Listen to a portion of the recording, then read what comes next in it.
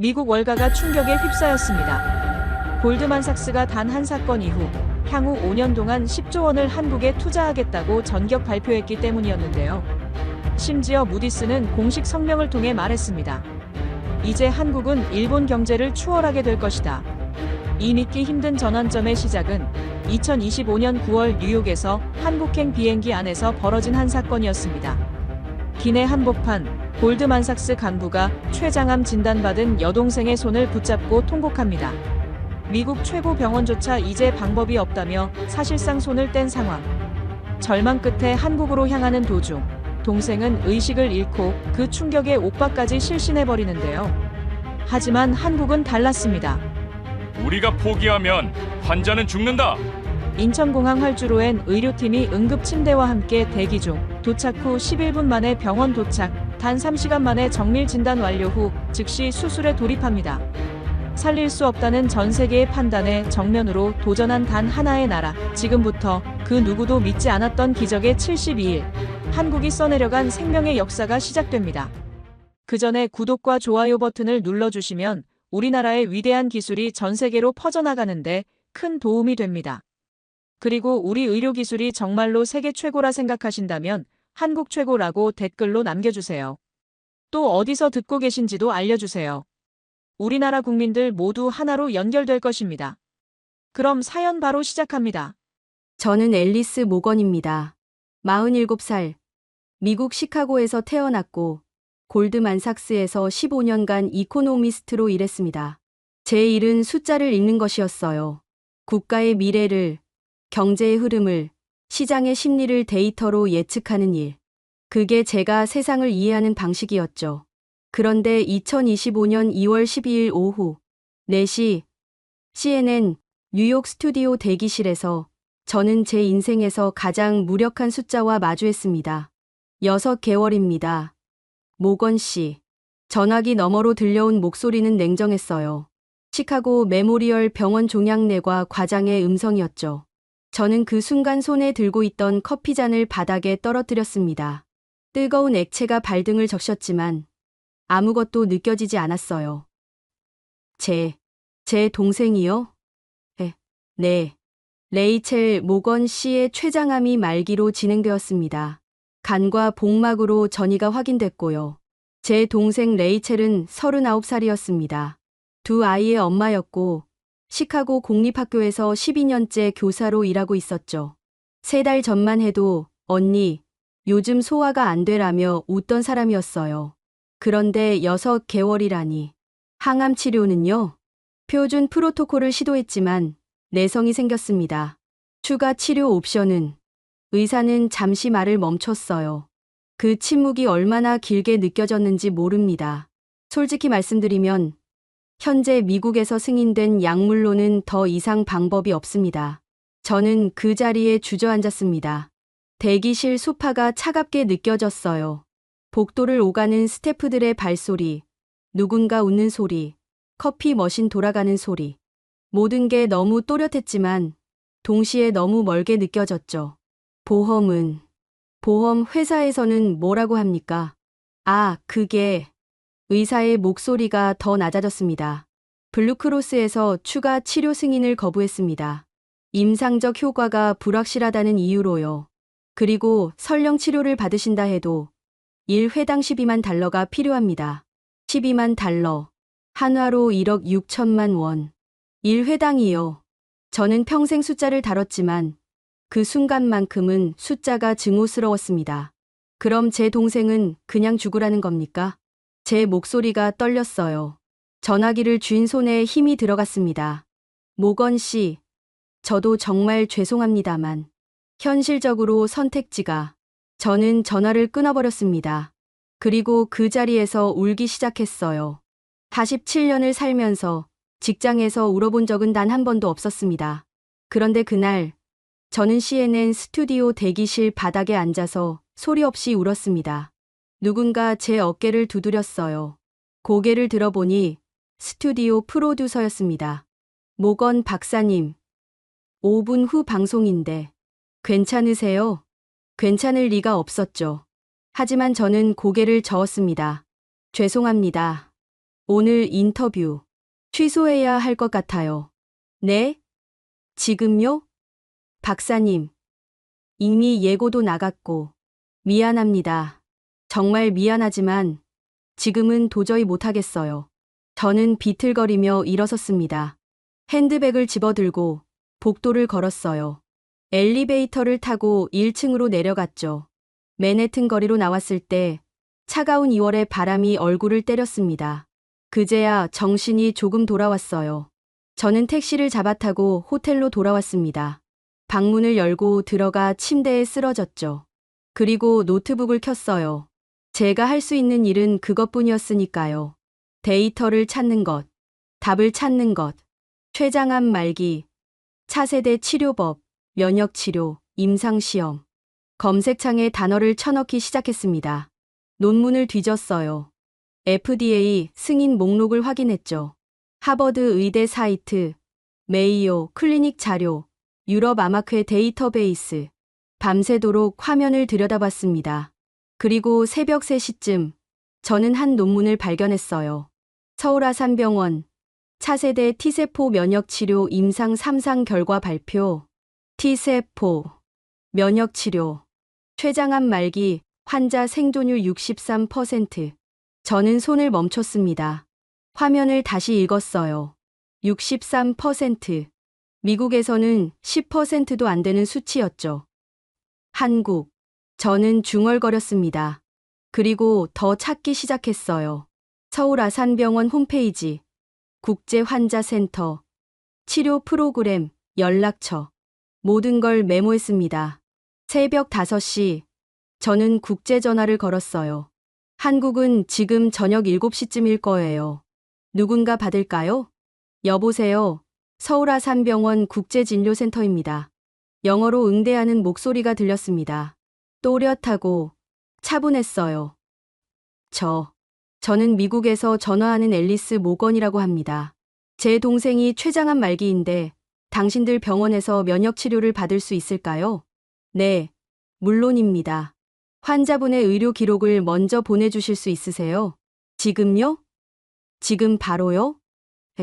네. 이메일로 보내주시면 저희 전문의가 검토한 후 24시간 이내에 회신 드리겠습니다. 24시간. 하루. 미국 병원에서는 보험 승인만 3주가 걸렸는데 저는 떨리는 손으로 동생의 의료 기록을 첨부해서 이메일을 보냈습니다. 그리고 기다렸어요. 샤워를 하고 커피를 마시고 창밖을 보며 기다렸죠. 16시간 후 답장이 왔습니다. 모건 씨, 레이첼 모건 환자의 기록을 검토했습니다. 저희 병원에서 치료가 가능합니다. 다만 환자분의 상태가 좋지 않으니 가능한 빨리 내원해 주시기 바랍니다. 비자 발급 지원과 입국 후 병원 이송까지 전담 코디네이터가 도와드리겠습니다. 저는 그 문장을 3번 읽었어요. 치료가 가능합니다. 그 6글자가 믿기지 않았습니다. 저는 곧바로 시카고에 있는 동생에게 전화를 걸었어요. 레이첼, 나야. 지금 짐 쌀 수 있어? 언니, 무슨 일이야? 한국 가야 해. 너 살릴 수 있는 병원 찾았어. 동생은 잠시 침묵했습니다. 그리고 작게 웃었어요. 언니, 한국. 진짜? 응, 진짜야. 72시간 안에 출발해야 해. 언니, 나 무서워. 나도 무서워. 근데 이게 유일한 방법이야. 그날부터 저는 미친 듯이 움직였습니다. 비자 신청, 항공권 예매, 병원 서류 준비, 보험 회사와의 통화. 잠은 2시간도 못 잤어요. 하지만 멈출 수 없었습니다. 72시간 후, 저는 시카고 오헤어 공항에서 동생을 만났습니다. 휠체어에 앉아있는 레이첼은 너무 말랐어요. 뺨이 움푹 들어갔고 눈 밑에 그림자가 드리워져 있었죠. 언니, 응, 다 괜찮아. 이제 한국 가는 거야. 우리는 인천행 비행기에 올랐습니다. 좌석에 앉았을 때 동생이 제 손을 꽉 잡았어요. 언니, 고마워. 저는 고개를 끄덕였습니다. 그리고 창밖을 봤어요. 비행기가 천천히 움직이기 시작했죠. 그 순간 저는 생각했습니다. 제가 평생 예측해온 숫자들, 경제 지표들, 국가 순위들, 그 모든 것보다 지금 이 순간이 더 중요하다고. 제 동생의 삶이, 단 하나의 생명이 그 어떤 데이터보다 소중하다고요. 비행기는 이륙했습니다. 어두운 하늘 속으로 날아올랐어요. 저는 눈을 감았습니다. 그리고 기도했죠. 제발, 제발 한국이 우리를 살려주기를. 인천까지는 13시간이 걸린다고 했습니다. 저는 시계를 보며 시간을 세었어요. 1시간, 2시간, 3시간. 동생은 제 옆자리에서 잠들어 있었죠. 숨소리가 가늘게 들렸습니다. 이륙하고 4시간쯤 지났을 때였어요. 저는 노트북을 꺼내 서울아산병원에서 보내온 자료를 다시 읽고 있었습니다. T세포 치료 프로토콜, 부작용 목록, 입원 절차, 모든 걸 외울 때까지 반복해서 읽었어요. 그때 옆에서 신음소리가 들렸습니다. 고개를 돌리니 레이첼이 몸을 움츠리고 있었어요. 얼굴이 하얗게 질려 있었죠. 레이첼, 괜찮아? 언니, 배가 너무 아파. 동생의 이마에 식은땀이 맺혀 있었습니다. 저는 손을 뻗어 이마를 짚었어요. 뜨거웠습니다. 열이 오르고 있었죠. 잠깐만, 승무원 불러줄게. 저는 호출 버튼을 눌렀습니다.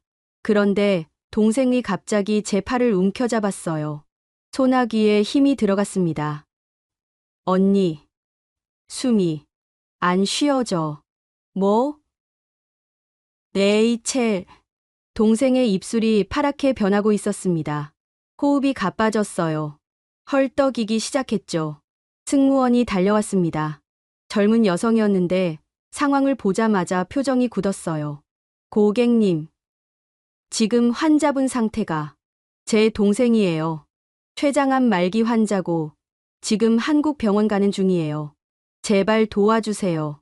승무원은 고개를 끄덕이고 기내 방송을 켰습니다. 승객 여러분 중 의료진이 계시다면 급히 도움을 요청드립니다. 기내가 술렁거렸어요. 사람들이 고개를 돌려 우리를 봤습니다. 몇 초 후 뒤쪽에서 한 남자가 일어났어요. 저 의사입니다. 30대 중반쯤 보이는 한국인 남성이었습니다. 그는 재빨리 우리 좌석으로 왔어요. 언제부터 이러셨습니까? 방금요. 갑자기 복통 호소하더니 의사는 레이첼의 맥박을 짚었습니다. 눈꺼풀을 들춰보고 호흡을 확인했어요. 표정이 어두워졌죠. 혈압 떨어지고 있습니다. 쇼크 직전이에요. 쇼크요? 네. 지금 당장 응급처치가 필요합니다. 기장님께 말씀드려야겠어요. 승무원이 조종석으로 뛰어갔습니다. 저는 동생의 손을 꽉 잡았어요. 레이첼의 눈이 풀려 있었습니다. 레이첼, 정신 차려. 제발. 언니. 동생의 목소리가 가물가물했습니다. 기내 방송이 다시 울렸어요. 승객 여러분께 안내 말씀드립니다. 기내 응급 상황으로 인해 가장 가까운 공항에 긴급 착륙을 고려하고 있습니다. 긴급 착륙. 저는 창밖을 봤어요. 칠흑 같은 어둠뿐이었습니다. 우리는 지금 태평양 한가운데 있었죠. 의사가 기내 응급 키트를 열고 링거를 준비하기 시작했습니다. 하지만 손이 멈췄어요. 이걸로는 부족합니다. 뭐가 부족하다는 거예요? 환자분 상태가 너무 안 좋아요. 지금 필요한 건 중환자실 수준의 처치인데 여기선. 그 순간 승무원 한 명이 태블릿을 들고 왔습니다. 고객님, 서울아산병원 응급의학과와 연결됐습니다. 뭐라고요? 태블릿 화면에 한국인 의사가 보였습니다. 흰 가운을 입고 진지한 표정이었어요. 저는 서울아산병원 응급의학과 김준혁입니다. 지금 환자 상태 보여주시겠습니까? 기내 의사가 태블릿을 들고 레이첼을 비췄습니다. 김준혁 의사는 화면을 응시했어요. 몇 초간 침묵이 흘렀죠. 맥박은요? 분당 120회. 약하고 빠릅니다. 호흡수는 분당 32회. 얕습니다. 혈압 측정 가능합니까? 기내 의사가 간이 혈압계로 재었습니다. 90에 50입니다. 김준혁 의사의 눈빛이 날카로워졌어요. 폐혈성 쇼크 가능성 높습니다. 지금 즉시 링거 투여하시고 승합제 준비하세요. 기내에 에피네프린 있습니까? 네, 있습니다. 준비만 해두세요. 아직 투여하지 마시고요.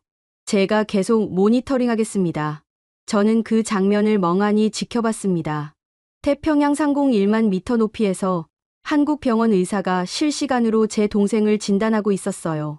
김준혁 의사가 화면 너머로 저를 봤습니다. 보호자분이십니까? 네. 네. 저 환자 언니입니다. 지금부터 제가 하는 말 잘 들어주세요. 환자분은 암세포로 인한 전신 염증 반응이 악화된 상태입니다. 하지만 아직 늦지 않았어요. 인천공항까지 6시간 남았죠? 네. 6시간이요. 우리 병원에서 김포공항 의료진을 대기시키겠습니다. 도착 즉시 헬기로 병원까지 이송할게요. 헬기요? 네. 구급차보다 빠릅니다. 김포에서 우리 병원까지 10분이면 도착합니다. 저는 그 말을 듣고 눈물이 났습니다. 숨이 막혔어요. 감사합니다. 정말 감사합니다. 울지 마세요. 아직 환자분 살릴 수 있어요. 제가 끝까지 연결하고 있을 테니 변화 있으면 즉시 알려주세요. 기내 의사가 링거를 꽂았습니다. 투명한 액체가 레이첼의 혈관 속으로 흘러 들어갔어요. 동생의 얼굴빛이 조금씩 돌아오기 시작했습니다. 1시간이 지났습니다. 2시간이 지났어요. 김준혁 의사는 계속 화면에 있었습니다. 단 한 번도 자리를 뜨지 않았죠. 중간중간 다른 의료진들이 화면에 나타나 상태를 확인했어요. 혈압 100에 60으로 올랐습니다. 맥박 분당 98회로 안정됐습니다. 호흡 정상화되고 있습니다. 기내 의사가 보고할 때마다 김준혁 의사는 고개를 끄덕였습니다. 잘하고 계십니다. 계속 모니터링 부탁드립니다. 저는 그 6시간 동안 한숨도 자지 못했습니다. 동생의 손을 잡고 화면 속 김준혁 의사를 보며 시간이 가기만을 기다렸어요. 비행기가 한국 영공에 진입했을 때 기장의 목소리가 들렸습니다. 승객 여러분, 곧 김포공항에 착륙합니다. 응급 환자 후송을 위해 우선 착륙 허가를 받았습니다. 창밖으로 서울의 불빛이 보이기 시작했어요. 수많은 빛들이 반짝이고 있었습니다. 저는 그 빛을 보며 생각했어요. 저 아래 어딘가에 우리를 기다리는 사람들이 있구나. 비행기가 착륙했습니다. 바퀴가 활주로에 닿는 순간 저는 안도의 한숨을 내쉬었어요. 문이 열리자 의료진이 들어왔습니다. 파란색 유니폼을 입은 응급구조사들이 들것을 들고 왔어요. 그들은 신속하게 레이첼을 옮겼습니다. 보호자분, 같이 가시죠. 저는 비틀거리며 일어났습니다. 다리에 힘이 없었어요. 승무원이 제 팔을 잡아줬습니다. 괜찮으세요? 네. 감사합니다. 공항 밖으로 나오니 헬기가 대기하고 있었습니다. 프로펠러가 돌아가며 엄청난 소리를 냈어요. 바람이 거세게 불었습니다. 응급구조사들이 레이첼을 헬기에 실었습니다. 저도 올라탔어요. 문이 닫히고 헬기가 떠올랐습니다. 창밖으로 서울의 야경이 펼쳐졌습니다. 한강이 보였어요. 다리들의 불빛이 물에 반사되어 반짝였죠. 고층 빌딩들이 줄지어 서 있었습니다. 그리고 10분 후 헬기는 병원 옥상에 착륙했습니다. 문이 열리자 김준혁 의사가 서 있었습니다. 화면으로만 보던 그 사람이 지금 제 앞에 있었어요. 모건 씨, 잘 오셨습니다. 이제 우리가 책임지겠습니다. 저는 그 순간 처음으로 울음을 터뜨렸습니다. 하늘 위에서, 바다 위에서 그토록 참았던 눈물이 쏟아졌어요. 감사합니다. 정말 감사합니다. 김준혁 의사는 제 어깨를 가볍게 두드렸습니다. 이제 시작입니다. 함께 이겨냅시다. 동생을 실은 들것이 복도로 사라졌습니다. 저는 그 뒤를 따라갔어요. 복도는 환했습니다. 형광등 불빛이 너무 밝았죠. 그때 저는 깨달았습니다. 우리는 이제 살 수 있는 곳에 도착했다고. 하늘에서 멈춰버릴 뻔했던 생명이 다시 뛰기 시작할 수 있는 곳에 왔다고요. 새벽 4시, 저는 중환자실 밖 복도 의자에 앉아 있었습니다. 형광등 불빛이 눈을 아프게 했어요. 복도는 조용했습니다. 가끔 간호사들이 지나갈 때 신발 소리만 들렸죠. 레이첼은 들어간 지 2시간째였습니다. 응급처치를 받고 있다고 했어요. 저는 그저 기다릴 수밖에 없었습니다. 복도 끝에서 누군가 걸어왔습니다. 흰 가운을 입은 여성이었어요. 50대 중반쯤 보였습니다. 모건 씨? 네, 저예요. 저는 종양내과 과장 이선미입니다. 레이첼, 모건 환자 담당 주치의가 될 거예요. 이선미 과장은 제 옆에 앉았습니다. 손에 두꺼운 파일을 들고 있었어요. 환자분 상태는 안정됐습니다. 다행히 폐혈증까지는 진행되지 않았어요. 정말요? 네. 하지만 암 자체는 솔직히 말씀드리면 매우 심각합니다. 췌장에서 시작된 종양이 간으로 전이됐고 복막에도 산재되어 있어요. 저는 고개를 끄덕였습니다. 이미 알고 있던 내용이었죠. 그래서 T세포 면역 치료를 받으러 온 겁니다. 이선미 과장이 파일을 펼쳤습니다. 네. 미국에서 보내주신 자료 다 검토했어요. 표준 항암제에 내성이 생긴 상태죠. 그래서 저희가 제안하는 건 카티 치료입니다. 카티요? 키메라 항원 수용체 T세포 치료. 환자분 자신의 면역세포를 채취해서 암세포를 공격하도록 유전자를 재프로그래밍하는 거예요. 그리고 다시 몸속에 주입하는 거죠. 저는 숨을 들이켰습니다. 논문으로만 읽었던 치료법이었어요. 성공률은 어떻게 됩니까? 이선미 과장은 잠시 멈칫했습니다. 모건 씨, 솔직하게 말씀드릴게요. 이 치료법은 아직 췌장암에 대해서는 임상 3상 단계입니다. 성공률은 63%예요. 하지만 실패 확률도 37%죠. 그래도 미국에서는 10%도 안 됐어요. 알고 있습니다. 그래서 저희가 받아들인 거예요. 이선미 과장이 저를 똑바로 봤습니다. 눈빛이 단호했어요. 모건 씨, 이 치료는 쉽지 않을 겁니다.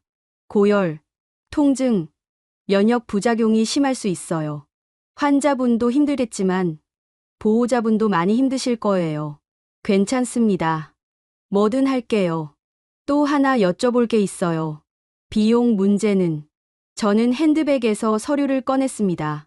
제 통장 잔고 증명서, 신용카드 한도 확인서, 담보 대출 가능 부동산 목록, 모든 걸 준비해 왔어요.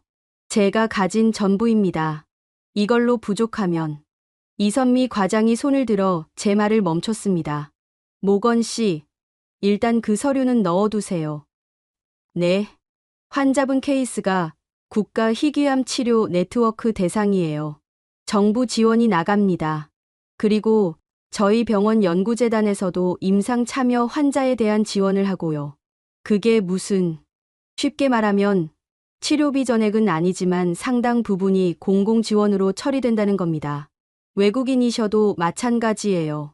저는 말문이 막혔습니다. 서류를 쥔 손이 떨렸어요. 저희는 외국인인데. 알아요. 그래도 환자는 환자예요. 살릴 수 있으면 살리는 게 의사 일이죠. 이선미 과장이 일어섰습니다. 내일 아침 10시에 조직검사 시행할 겁니다.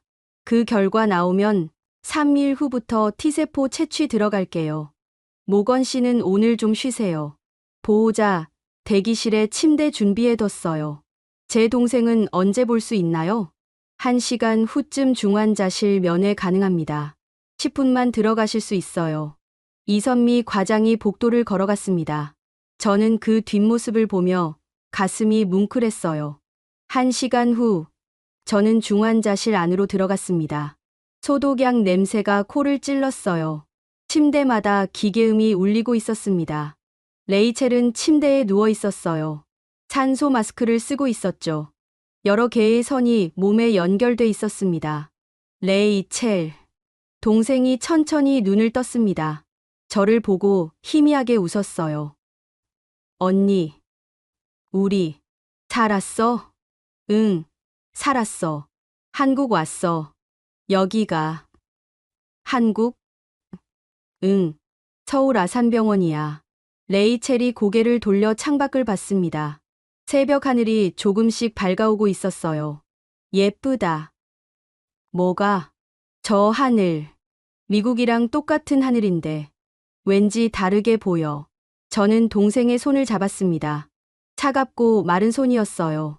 레이첼, 여기서 치료받을 거야. T세포 면역 치료라고. 내 몸의 세포를 꺼내서 암이랑 싸우게 만드는 거래. 무섭지 않아? 무섭지.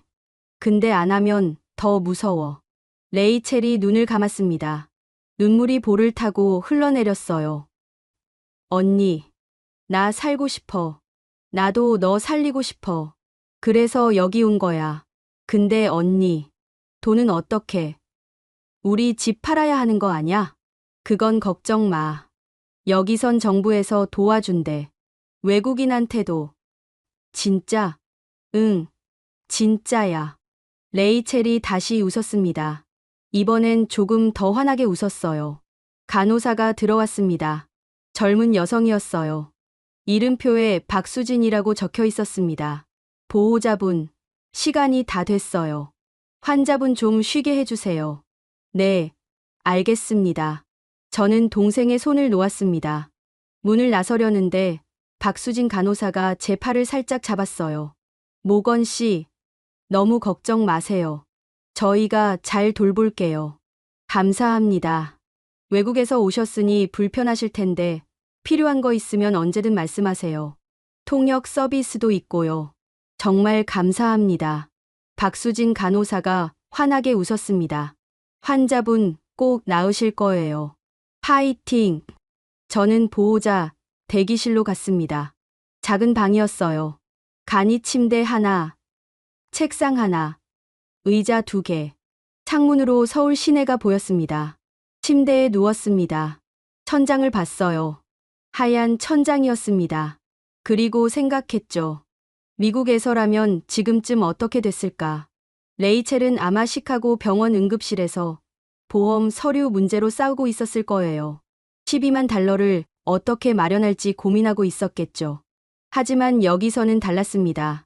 외국인인 우리를 아무도 외국인이라 부르지 않았어요. 그저 환자라고, 보호자라고 불렀습니다. 저는 눈을 감았습니다. 그리고 이틀 만에 처음으로 깊은 잠에 빠져들었어요. 사흘 후 조직검사 결과가 나왔습니다. 이선미 과장이 저를 진료실로 불렀어요. 모건 씨, 유전자 분석 끝났습니다. 컴퓨터 화면에 복잡한 그래프들이 떠 있었어요. 환자분 암세포의 특정 표지자가 발현돼 있어요. 카티 치료 대상으로 적합합니다. 그럼, 네, 치료 시작할 수 있어요. 내일부터 T세포 채취 들어갑니다. 저는 안도의 한숨을 내쉬었습니다. 과장님, 정말 감사합니다. 이선미 과장이 고개를 저었습니다. 아직 감사하긴 일러요. 진짜 싸움은 지금부터예요. 다음 날, 레이첼은 T세포 채취실로 갔습니다. 팔에 굵은 바늘이 꽂혔어요. 붉은 피가 기계로 빨려 들어갔습니다. 그 피는 원심 분리기를 거쳐 T세포만 걸러졌죠.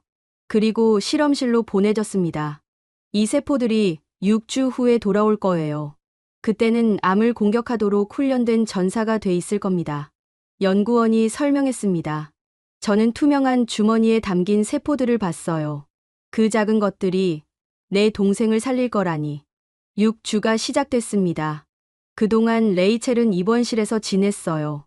상태를 유지하기 위한 치료를 받았죠. 저는 매일 병원에 있었습니다. 어느 날 저녁 병동 복도를 걷고 있었어요. 창밖으로 서울 야경이 보였습니다. 남산타워 불빛이 반짝이고 있었죠. 그때 옆에서 목소리가 들렸습니다. 모건 씨? 돌아보니 박수진 간호사였습니다. 아, 수진 씨. 산책 중이세요? 네. 답답해서요. 박수진 간호사가 제 옆에 섰습니다. 환자분 상태 많이 좋아지셨어요. 식사도 잘하시고. 다 간호사님들 덕분이에요. 아니에요. 환자분이 워낙 의지가 강하세요. 우리는 잠시 침묵 속에 야경을 봤습니다. 모건 씨, 한국 어때요? 좋아요. 생각했던 것보다 훨씬. 따뜻해요. 박수진 간호사가 웃었습니다.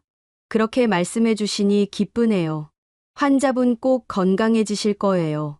그날 밤, 저는 병실로 돌아가 레이첼과 함께 저녁을 먹었습니다. 병원식이었지만 맛있었어요.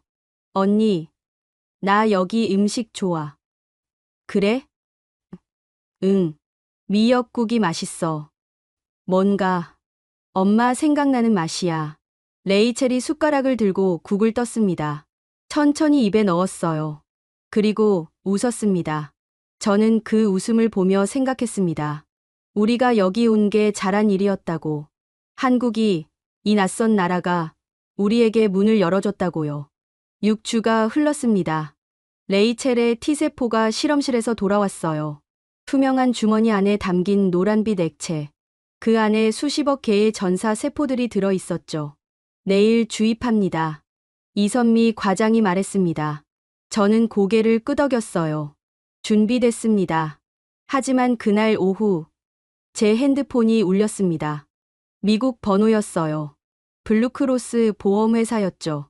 모건 씨, 저희는 레이첼 모건 씨의 한국 치료에 대해 승인할 수 없습니다. 뭐라고요? 지금 무슨 말씀을?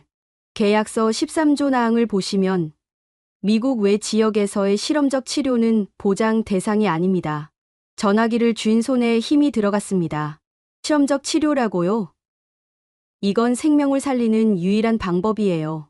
죄송합니다만 규정상 불가합니다.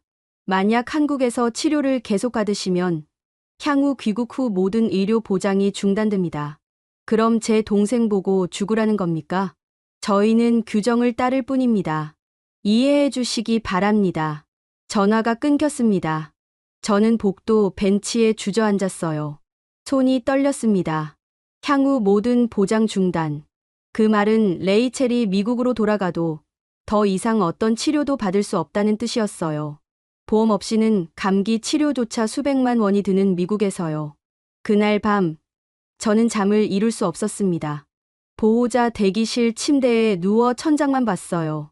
숫자들이 머릿속을 맴돌았습니다. 치료비, 입원비, 귀국 후 생활비. 모든 게 불안했어요. 새벽 4시쯤 문을 두드리는 소리가 들렸습니다. 모건 씨, 깨어 계세요? 이선미 과장이었습니다. 저는 문을 열었어요. 과장님, 이 시간에 조금 이야기할 수 있을까요? 우리는 복도 끝 작은 상담실로 갔습니다. 이선미 과장이 의자에 앉으며 말했어요. 미국 보험회사에서 연락 왔죠? 어떻게 아셨어요? 그쪽에서 우리 병원에도 공문을 보냈어요. 치료 중단하라고. 저는 입술을 깨물었습니다. 과장님, 죄송합니다. 제가 문제를 일으킨 것 같아서. 이선미 과장이 손을 내저었습니다. 모건 씨가 뭘 잘못했어요? 잘못한 건 생명을 돈으로 계산하는 그들이죠. 하지만 병원 입장에서는 모건 씨, 지금 제 말 잘 들어보세요. 이선미 과장이 저를 똑바로 봤습니다. 눈빛이 단호했어요. 우리 병원은 환자를 포기하지 않습니다. 특히 살릴 수 있는 환자는 절대로요. 미국 보험회사가 뭐라고 하든 우리는 레이첼 씨 치료를 계속할 겁니다. 하지만 비용은 원무과와 이야기했어요. 삼성생명공익재단에서 추가 지원이 나온답니다. 그리고 병원 자체 의료비 감면 프로그램도 적용할 수 있고요. 저는 말을 잇지 못했습니다. 목이 메었어요. 과장님, 저희는 외국인인데 그게 뭐가 중요해요? 환자는 환자예요.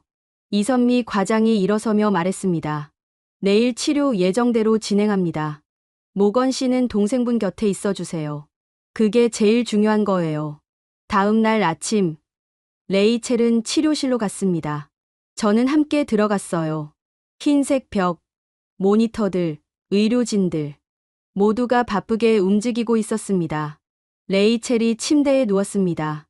간호사가 정맥 주사를 준비했어요. 레이첼, 무섭지? 응, 무서워. 나도 무서워.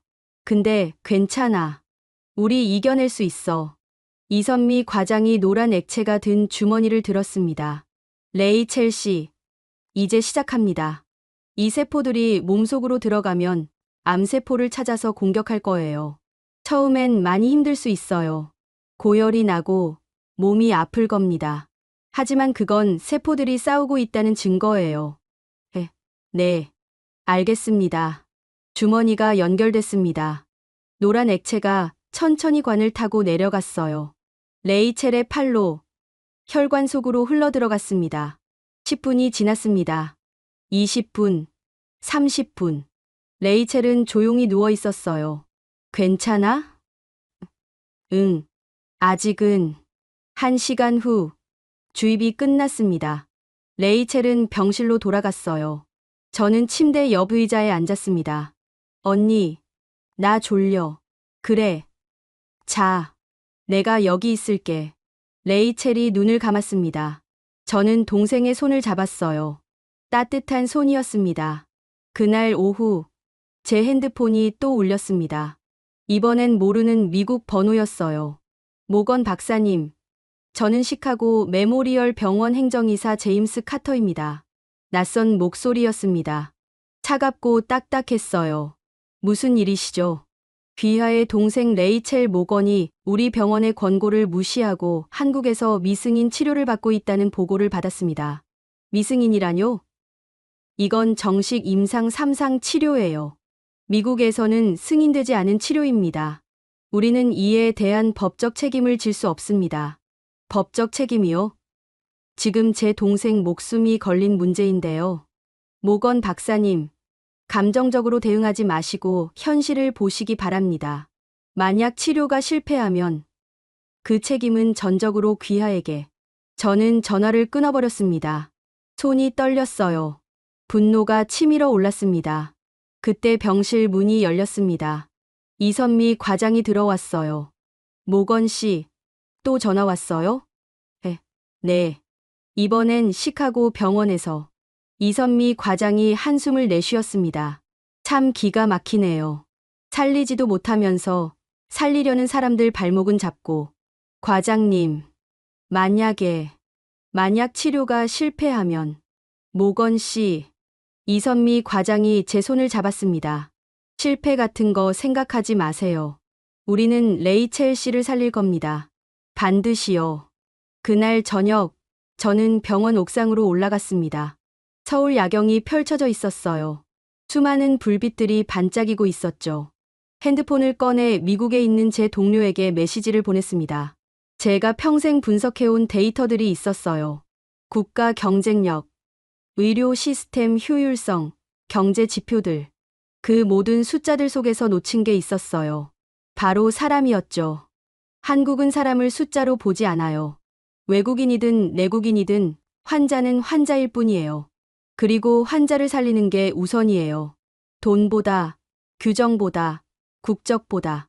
메시지를 보내고 저는 하늘을 올려다봤습니다. 별이 보였어요. 시카고에서는 볼 수 없던 별들이었습니다. 그 순간 저는 깨달았습니다. 제가 한국을 과소평가했다는 것을. 숫자로만 봤던 이 나라가 실은 가장 인간적인 나라였다는 것을요. 병실로 돌아왔을 때 레이첼은 자고 있었습니다. 평온한 얼굴이었어요. 저는 침대 옆에 앉아서 동생의 손을 잡았습니다. 레이첼, 우리 꼭 이겨내자. 여기선 할 수 있어. 이 사람들은 우리를 포기하지 않으니까. 밖에서 간호사들이 지나가는 소리가 들렸습니다. 웃음소리도 들렸어요. 일상적인 소리들이었습니다. 저는 그 소리들을 들으며 처음으로 안도할 수 있었습니다. 여기선 괜찮을 거라고. 여기선 살 수 있을 거라고요. 치료 시작 3주째였습니다.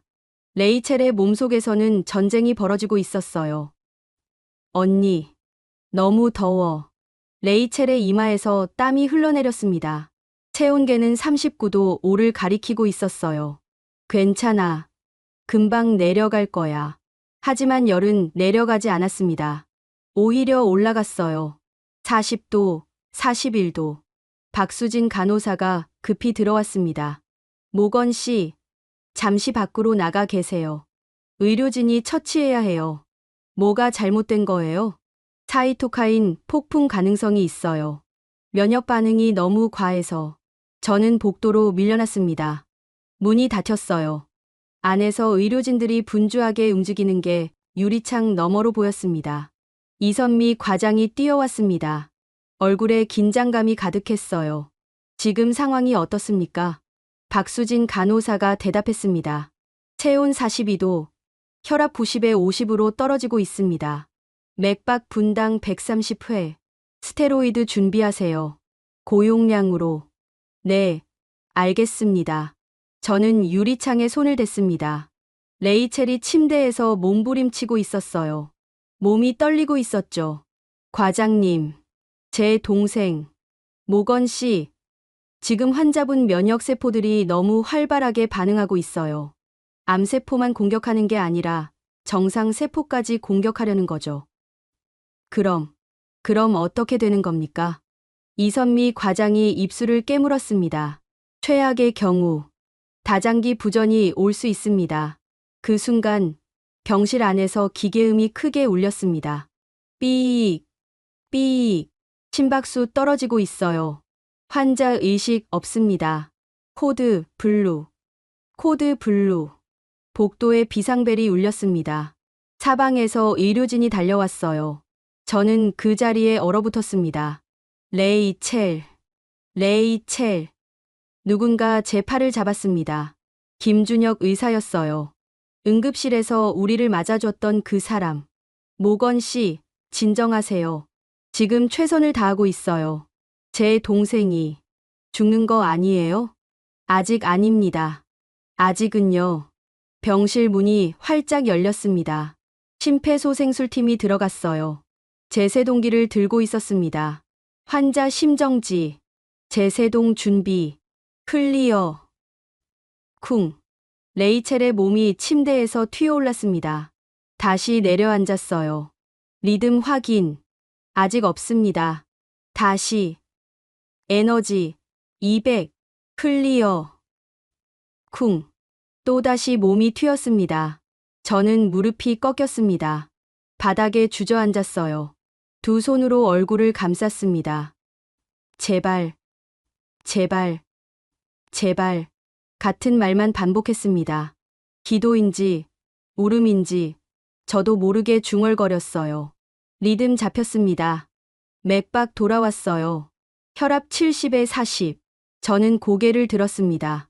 눈물로 범벅이 된 얼굴로 유리창을 봤어요. 의료진들이 여전히 바쁘게 움직이고 있었습니다. 하지만 분위기가 조금 달라졌어요. 이선미 과장이 밖으로 나왔습니다. 가운에 땀이 배어 있었어요. 모건 씨, 일단 고비는 넘겼어요. 정말요? 네. 하지만 아직 안심할 수 없어요. 지금 고용량 스테로이드를 투여하고 있어요.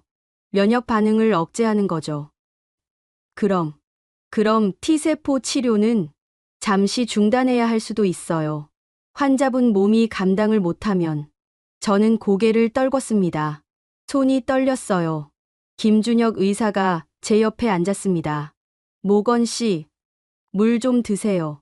종이컵에 물을 따라 건넸어요. 저는 받아서 마셨습니다. 목구멍이 타들어가는 것 같았죠. 환자분, 정말 강하십니다. 심정지 6분 동안 버텨냈어요. 6분이요? 네. 보통 3분만 지나도 뇌손상이 오는데 레이첼 씨는 끝까지 버텼어요. 살겠다는 의지가 강한 거죠. 저는 눈물을 닦았습니다. 의사 선생님, 제 동생 살 수 있을까요? 김준혁 의사는 잠시 침묵했습니다. 그리고 조용히 말했어요. 모르겠습니다. 솔직히 50대 50이에요. 하지만 우리는 포기하지 않을 겁니다. 끝까지요. 그날 밤, 저는 병실 밖 복도 의자에 앉아 있었습니다. 레이첼은 중환자실로 옮겨졌어요. 면회조차 할 수 없었죠. 복도는 조용했습니다. 가끔 간호사들이 지나갔어요. 환자 가족들도 여기저기 앉아 있었습니다. 모두 같은 표정이었죠. 불안과 기다림. 옆 의자에 누군가 앉았습니다. 고개를 돌리니 할머니 한 분이었어요. 70대쯤 되어 보였습니다. 걱정이 많으시네요. 할머니가 말을 걸었습니다. 따뜻한 목소리였어요.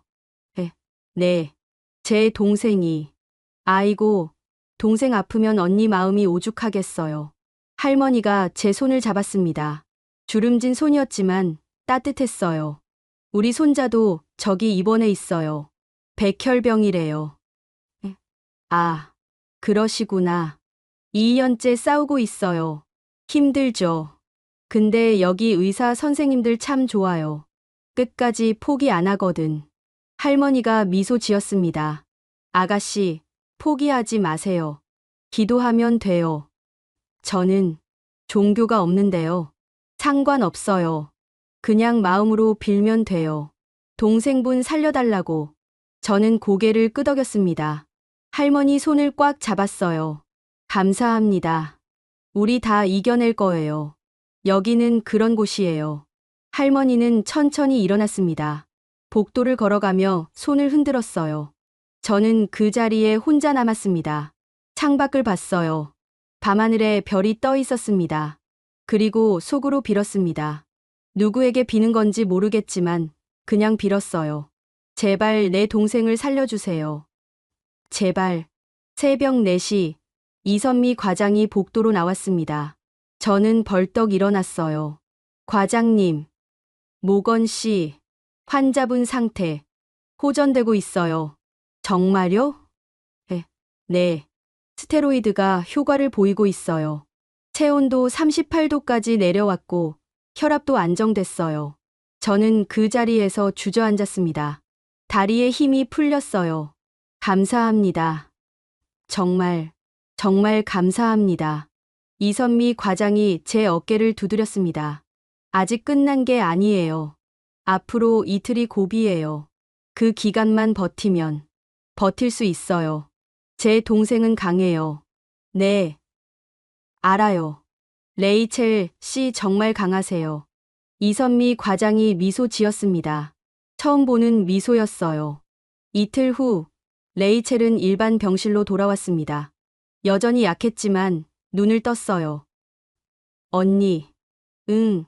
나야. 나. 살았어? 응. 살았어. 넌 이겼어. 레이첼. 동생이 눈물을 흘렸습니다. 저도 울었어요. 우리는 서로 손을 잡고 한참을 울었습니다. 창밖으로 아침 햇살이 들어왔습니다. 따뜻한 빛이었어요. 그 빛 속에서 우리는 새로운 시작을 맞이하고 있었습니다. 레이첼이 위기를 넘긴 지 일주일이 지났습니다. 상태는 조금씩 좋아지고 있었어요.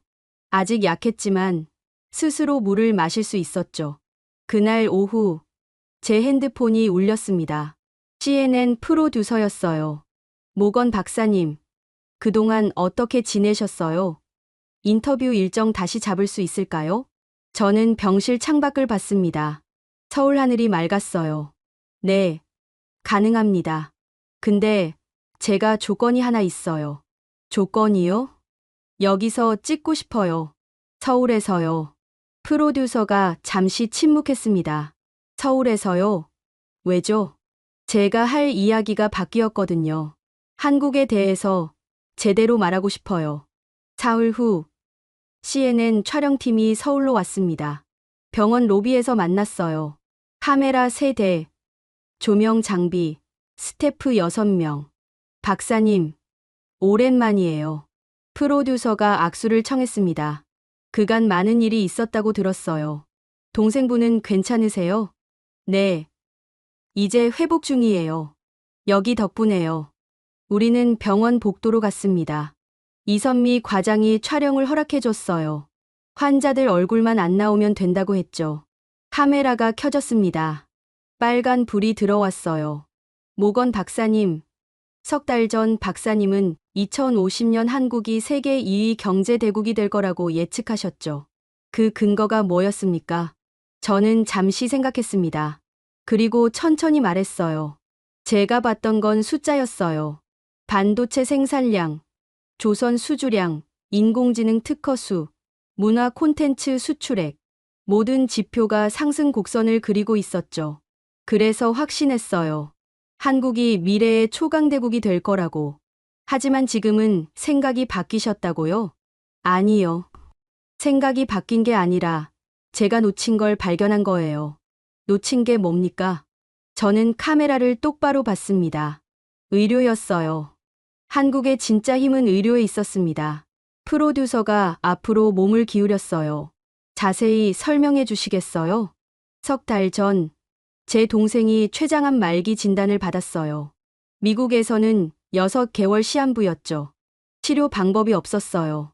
아니, 정확히는 있었는데 보험회사가 승인을 안 해줬어요. 저는 잠시 숨을 고르고 계속 말했습니다. 그래서 한국으로 왔어요. 서울 아산병원에서 T세포 면역 치료를 받기 위해서요. 그리고 지금 제 동생은 살아있어요. 치료가 성공했다는 말씀이신가요? 아직 진행 중이에요. 하지만 종양이 30% 줄었어요. 미국 의사들이 불가능하다고 했던 일이 여기서 일어나고 있어요. 카메라가 복도를 천천히 훑었습니다. 지나가는 의료진들, 환자들, 보호자들. 박사님, 한국 의료가 특별한 이유가 뭐라고 생각하세요? 저는 고개를 돌려 창밖을 봤습니다. 시스템이에요. 전 세계 어디서도 본 적 없는 시스템이죠. 태평양 상공에서 제 동생이 쇼크에 빠졌을 때 한국 병원 의사가 실시간으로 화상 연결해서 진단했어요. 비행기 안에서요. 그리고 김포공항에 의료팀을 대기시켰고 헬기로 병원까지 10분 만에 이송했죠. 놀랍네요. 더 놀라운 건 비용이에요. 외국인인 우리에게도 정부 지원이 나왔어요. 국가 희귀암 치료 네트워크라는 게 있더라고요. 보험 없는 외국인에게도 차별 없이 적용됐어요. 프로듀서가 메모를 하고 있었습니다. 미국과 비교하면 어떻습니까? 미국에서는 치료 한 번에 $12만 요구했어요. 그것도 효과 없는 표준 항암제였죠. 여기서는 최첨단 면역 치료를 그것도 절반도 안 되는 비용으로 받았어요. 저는 카메라에 더 가까이 다가갔습니다. 제가 15년간 경제 분석을 하면서 놓친 게 있었어요. 국가의 진짜 경쟁력은 얼마나 많이 버느냐가 아니에요. 얼마나 많은 사람을 살리느냐예요. 한국은 그걸 하고 있었어요. 촬영이 끝나고 저는 이선미 과장 사무실로 갔습니다. 노트북을 들고 있었어요. 과장님, 제가 자료 좀 분석해 봤어요. 무슨 자료요? 저는 화면을 돌려 보여줬습니다. 지난 10년간 한국 정부의 보건, 복지 예산 증가율이에요. 연평균 8.3%씩 증가했더라고요. 같은 기간 미국은 2.1%였고요. 이선미 과장이 화면을 들여다봤습니다. 그게 뭘 의미하죠? 한국이 의료에 투자해왔다는 거예요. 기술에, 인력에, 시스템에. 그게 지금 결과로 나타나고 있는 거고요. 저는 다른 그래프를 꺼냈습니다. 이건 국가별 의료 접근성 지수예요. 한국이 1위예요. 미국은 37위고요. 37위요? 네. 돈이 없으면 치료받을 수 없는 나라니까요. 반면 한국은 누구나 치료받을 수 있죠. 국적 불문하고요. 이선미 과장이 미소 지었습니다. 모건 씨, 우리는 그냥 당연한 일을 한 것뿐이에요.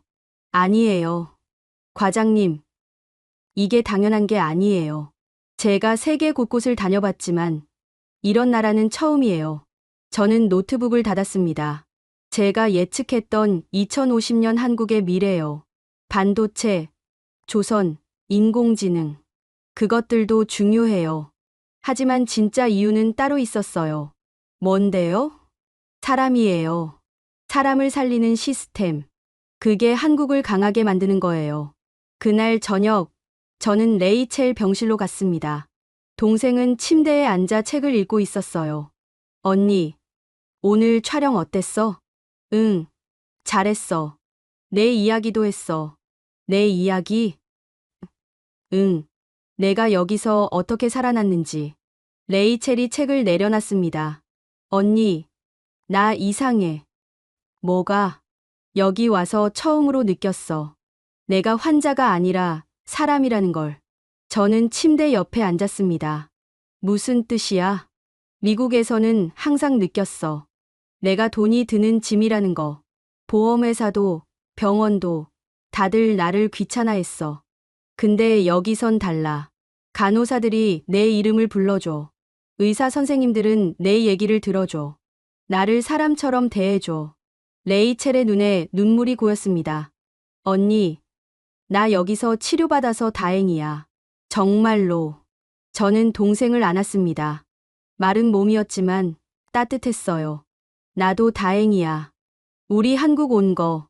창밖으로 서울 야경이 보였습니다. 남산타워에 불이 켜져 있었어요. 저는 그 불빛을 보며 생각했습니다. 제가 15년간 분석해온 수많은 데이터들. 그 안에서 놓쳤던 것. 바로 사람이었어요. 한국은 사람을 중심에 두는 나라였습니다.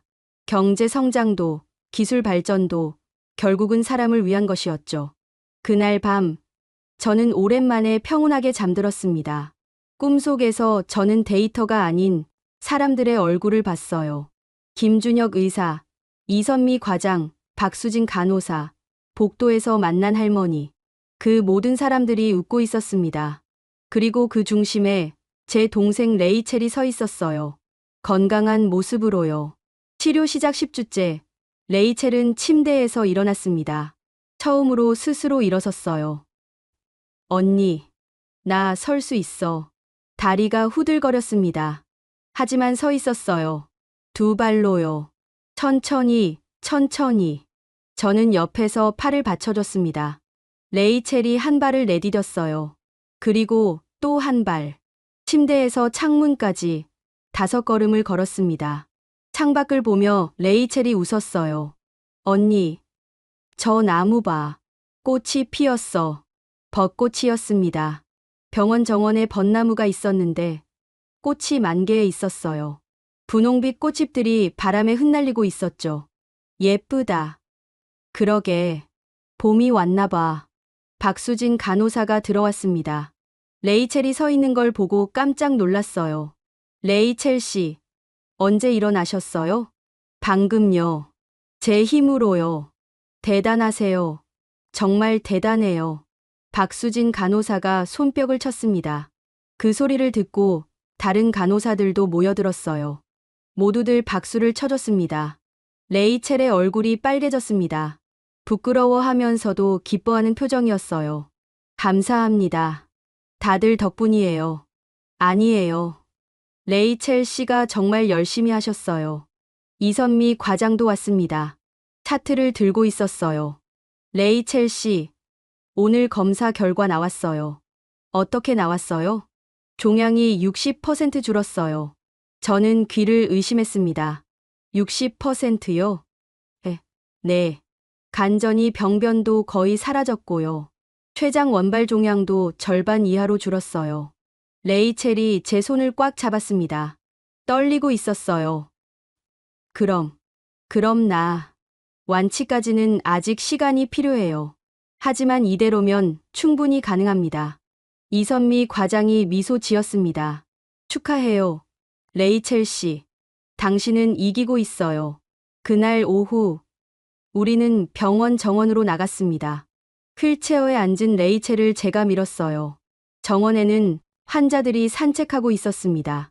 보호자들과 함께 걷는 사람들, 벤치에 앉아 햇살을 쬐는 사람들. 모두 평화로워 보였어요. 벚나무 아래 벤치에 앉았습니다. 바람이 불 때마다 꽃잎이 떨어졌어요. 분홍빛 눈처럼요. 언니. 응? 나 여기서 결혼식 하고 싶어. 뭐? 나중에 내가 완치되면 여기서 결혼식 해도 돼? 저는 웃었습니다. 누구랑?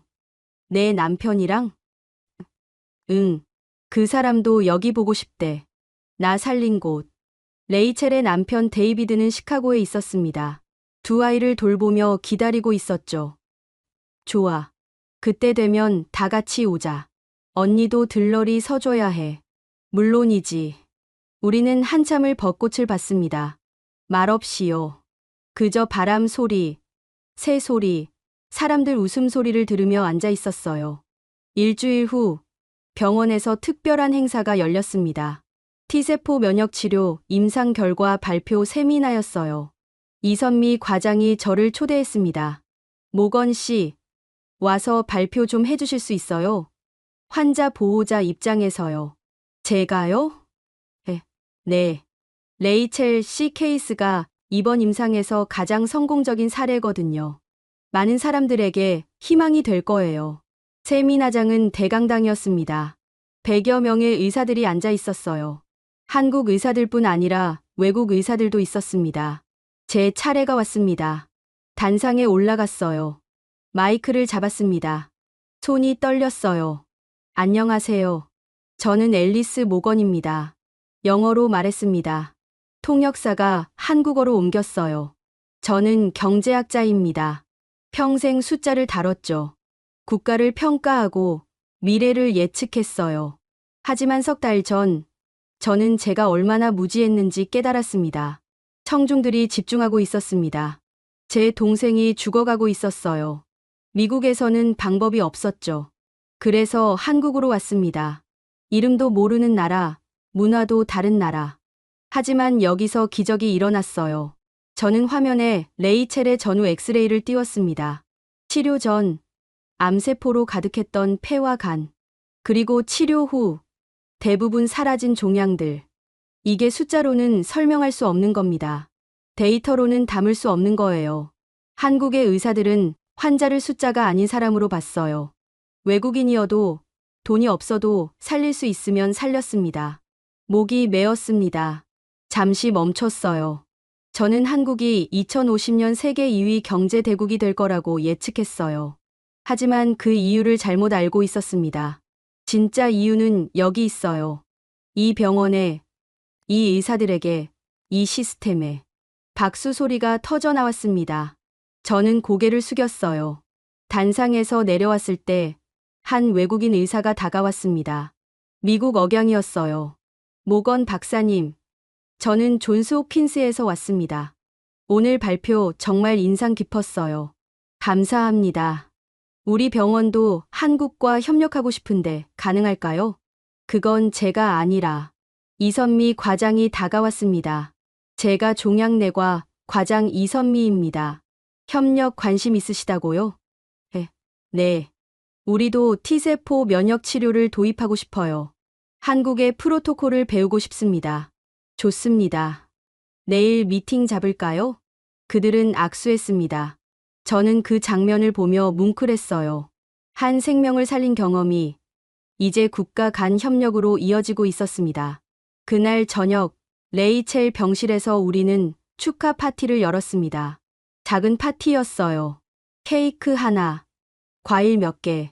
하지만 따뜻했습니다. 박수진 간호사, 김준혁 의사, 이선미 과장. 모두 모였어요. 레이첼 씨, 완치까지 파이팅. 감사합니다. 정말 다들 감사해요. 레이첼이 케이크 촛불을 껐습니다. 모두 박수 쳤어요. 김준혁 의사가 말했습니다. 레이첼 씨, 다음 달이면 퇴원 가능할 것 같아요. 정말요? 네. 외래로 관리하면서 경과 볼 수 있어요. 미국으로 돌아가셔도 되고요. 레이첼이 저를 봤습니다. 언니, 우리 언제 갈까? 아직은 여기 있자. 완전히 나을 때까지. 응, 나도 그러고 싶어. 창밖으로 서울 야경이 보였습니다. 빛들이 반짝이고 있었어요. 저는 생각했습니다. 우리가 여기 온 지 석 달. 그 시간 동안 우리는 단순히 치료만 받은 게 아니었어요. 새로운 세계를 만났습니다. 사람을 사람으로 대하는 세계, 생명을 최우선으로 두는 세계, 그리고 그 세계의 중심에 한국이 있었습니다. 퇴원 전날 밤이었습니다. 저는 병원 옥상에 올라갔어요. 서울의 밤 풍경이 한눈에 들어왔습니다. 한강이 흐르고 있었어요. 다리마다 불빛이 켜져 있었죠. 고층 빌딩들이 별처럼 빛나고 있었습니다. 석 달 전, 처음 헬기를 타고 이 병원에 도착했을 때가 떠올랐어요. 그때 저는 절망 속에 있었습니다. 동생이 죽을지도 모른다는 공포, 돈에 대한 걱정, 낯선 나라에 대한 불안. 하지만 지금은 달랐습니다. 레이첼은 살아 있었어요. 걷고, 먹고, 웃고 있었죠. 그리고 저는 이 나라를 알게 됐습니다. 핸드폰이 울렸습니다. CNN 프로듀서였어요. 모건 박사님, 내일 생방송 준비되셨죠? 네, 준비됐어요. 미국에서 반응이 뜨겁습니다. 박사님 이야기 듣고 싶어 하는 사람들이 정말 많아요. 고마워요. 제대로 전하겠습니다. 전화를 끊고 저는 다시 야경을 봤습니다. 다음 날 오전 CNN 생방송이 시작됐습니다. 병원 상담실에 카메라가 설치됐어요. 레이첼도 함께 있었습니다. 휠체어가 아니라 의자에 앉아 있었어요. 빨간 불이 들어왔습니다. 시청자 여러분, 안녕하세요. 오늘은 특별한 손님을 모셨습니다. 골드만삭스 출신 이코노미스트 앨리스 모건 박사입니다. 박사님, 석 달 전 한국이 2050년 세계 2위 경제 대국이 될 거라고 하셨죠. 지금도 그 예측을 유지하십니까? 저는 카메라를 똑바로 봤습니다. 네, 유지합니다. 아니, 더 확신하게 됐어요. 이유가 뭡니까? 제가 직접 경험했기 때문입니다. 제 옆에 있는 이 사람, 제 동생 레이첼을 봐주세요. 카메라가 레이첼을 비췄습니다. 동생이 손을 흔들었어요. 석 달 전, 미국 병원에서는 이 사람에게 6개월 시한부를 선고했어요. 치료 방법이 없다고 했죠. 하지만 한국은 달랐습니다. 여기서는 방법을 찾았어요. 저는 잠시 숨을 고르고 말을 이었습니다. 제가 평생 수많은 경제 지표를 봤어요. GDP, 무역 수지, 기술 특허, 생산성 지수. 하지만 가장 위대한 수치를 여기서 발견했습니다. 그게 뭡니까? 36.5도입니다. 앵커가 고개를 갸우뚱했어요. 36.5도요? 네. 사람의 정상 체온이에요. 한국은 이 온도를 지키기 위해 모든 걸 합니다. 국적이 뭐든, 돈이 얼마든, 환자는 환자예요. 살려야 할 생명이죠. 저는 뒤를 돌아 창밖을 가리켰습니다. 저 도시를 보세요. 서울이에요. 제가 데이터로만 봤던 도시. 하지만 직접 와보니 알았어요. 이 도시의 힘은 빌딩에 있지 않아요. 기술에만 있지 않아요. 사람에게 있습니다. 구체적으로 설명해 주시겠어요? 태평양 한가운데서 제 동생이 심정지에 빠졌을 때 한국 의사가 화상으로 연결해서 살렸어요. 공항에 헬기를 대기시켜서 10분 만에 병원으로 이송했죠. 외국인인 우리에게 정부 지원을 해줬어요. 치료 중 위기가 왔을 때 의료진 전체가 밤새 동생 곁을 지켰습니다. 목이 메었습니다. 하지만 참고 말했어요. 이게 시스템이에요. 단순한 의료 기술이 아니라 생명을 대하는 철학이죠. 한국은 사람을 포기하지 않아요. 끝까지 싸워요. 그게 이 나라를 강하게 만드는 겁니다. 앵커가 물었습니다. 미국과 비교하면 어떻습니까? 저는 잠시 생각했습니다. 신중하게 말해야 했어요. 미국은 제 조국이에요. 사랑하는 나라죠. 하지만 솔직해져야 할 때가 있습니다. 미국 의료 시스템은 환자를 소비자로 봐요. 돈이 있으면 최고의 치료를, 없으면 아무것도 받을 수 없죠. 제 동생은 보험이 있었어요. 그런데도 거부당했습니다. 왜요? 수익성이 없다는 이유로요. 저는 카메라에 더 가까이 다가갔습니다. 하지만 한국은 달라요. 여기서는 환자가 고객이 아니에요. 살려야 할 생명이에요. 그 차이가 모든 걸 만듭니다. 레이첼이 말했습니다. 제가 한마디 해도 될까요? 물론이죠. 저는 미국에서 태어나고 자랐어요. 미국을 사랑해요. 하지만 제가 죽어가고 있을 때 미국은 저를 포기했어요. 한국은 달랐습니다. 한국은 단 한 번도 저를 외국인이라고 부르지 않았어요. 그냥 환자라고, 레이첼이라고 불러줬죠. 레이첼의 눈에 눈물이 고였습니다. 간호사들은 제 이름을 외워줬어요. 의사 선생님들은 제 이야기를 들어줬어요. 제가 무서워할 때 손을 잡아줬죠. 이게 진짜 의료라고 생각해요. 저는 동생의 손을 잡았습니다. 제가 2050년 한국을 예측한 근거가 뭐였냐고요? 반도체, 조선, 인공지능, 문화 콘텐츠. 다 맞아요. 하지만 가장 중요한 걸 빼먹었어요. 바로 이거예요. 사람을 살리는 시스템. 생명을 최우선으로 두는 문화. 그게 한국을 미래의 초강대국으로 만들 겁니다. 앵커가 마무리 질문을 했습니다. 마지막으로 한국에 하고 싶은 말씀이 있으신가요? 저는 깊게 숨을 들이쉬었습니다. 감사합니다. 저와 제 동생을 살려주셔서, 외국인인 우리를 차별하지 않고 받아주셔서, 그리고 세상에 보여주셔서, 진짜 선진국이 뭔지를요. 카메라 불이 꺼졌습니다. 촬영이 끝났어요. 프로듀서가 다가왔습니다. 박사님, 정말 좋았어요. 시청자들 반응이 폭발적일 것 같아요. 고마워요. 촬영팀이 짐을 싸기 시작했습니다. 저는 창밖을 봤어요. 그날 오후, 우리는 퇴원 수속을 밟았습니다. 원무과 창구에서 최종 서류를 받았어요. 모건 씨, 치료비 정산 나왔습니다. 저는 긴장했습니다. 카드를 꺼냈어요. 총 5,200만 원입니다. 5,200만 원이요? 한화로 5,200만 원이면 미국 돈으로 약 4만 달러였어요. 미국에서는 한 번 치료에 12만 달러를 요구했었죠. 그날 저녁, 호텔 방에서 저는 노트북을 켰습니다. CNN 생방송 영상이 올라와 있었어요. 조회수가 이미 100만을 넘었습니다. 댓글들을 읽었어요. 와, 한국 의료 시스템 대단하다. 나도 한국에서 치료받고 싶다. 이게 진짜 선진국이지. 미국도 배워야 한다. 저는 미소 지었습니다. 그리고 새 문서를 열었어요. 제목을 적었습니다. 2050년 한국, 세계 2위 경제 대국이 되는 진짜 이유. 키보드를 두드리기 시작했습니다. 저는 15년간 경제학자로 살았습니다. 수많은 국가를 분석했고 미래를 예측했죠. 하지만 가장 중요한 걸 놓치고 있었습니다. 국가의 진짜 힘은 얼마나 많이 생산하느냐가 아니에요. 얼마나 많은 생명을 지키느냐입니다. 한국은 그걸 하고 있습니다. 그래서 한국은 미래의 초강대국이 될 겁니다. 창밖으로 서울 야경이 보였습니다. 수많은 불빛들이 반짝이고 있었어요. 저는 그 불빛 하나하나가 사람이라고 생각했습니다. 살아가는 사람들, 꿈꾸는 사람들, 서로를 돌보는 사람들, 그리고 그 중심에 제 동생 레이첼이 있었습니다. 살아있는 증거로서요. 노트북을 닫고 침대에 누웠습니다. 눈을 감았어요. 꿈속에서 저는 다시 그 벚꽃나무 아래 서 있었습니다. 레이첼과 함께요. 꽃이 피 흩날리고 있었죠. 언니, 여기 너무 좋다. 그래, 정말 좋아. 우리 다시 올까? 응, 꼭 다시 오자. 이번엔 내 가족 다 데리고. 약속이야.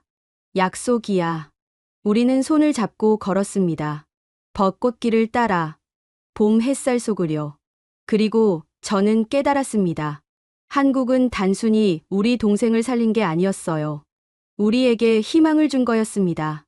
세상이 아직 따뜻할 수 있다는 것, 사람이 사람을 돌볼 수 있다는 것, 생명이 무엇보다 소중하다는 것.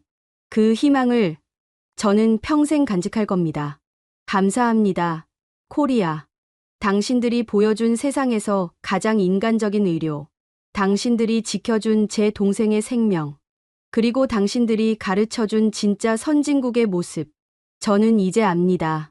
숫자보다 중요한 게 있다는 것을. 데이터보다 소중한 게 있다는 것을.